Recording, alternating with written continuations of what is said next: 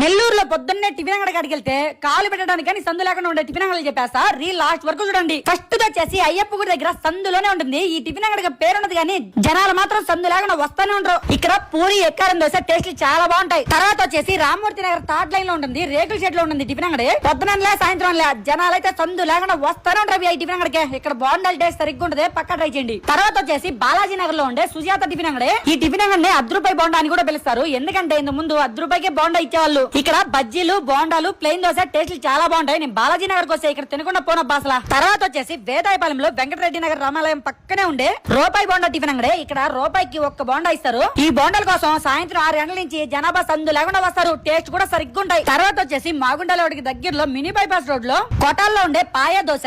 ఇక్కడైతే జనాలు సందు ఉండరబ్బా అసలు. కొత్త లేరని నెల్లూరుకి వస్తే ఏదైనా తిన్నాలు జరుగుతుందా అనుకుంటారు. ఇంకా ఫైనల్ గా కేవీఆర్ కి దగ్గరలో ఉండే నాగరాజు టిఫిన్ అంగడి. ఇక్కడైతే నెట్టుకొని దోసుకొని మరి టిఫిన్ అంటారు అబ్బా. ఇప్పటి వరకు నేను చెప్పిన టిఫిన్ అంగళ్ళన్నీ నెల్లూరులో 20 ఏళ్ళగా ఉన్నాయి. మీకు ఇంకా ఇలాంటి టిఫిన్ అంగళ్ళు ఏమైనా తెలుసుంటే కామెంట్ చేయండి, పార్ట్ 2 చేసేద్దాం.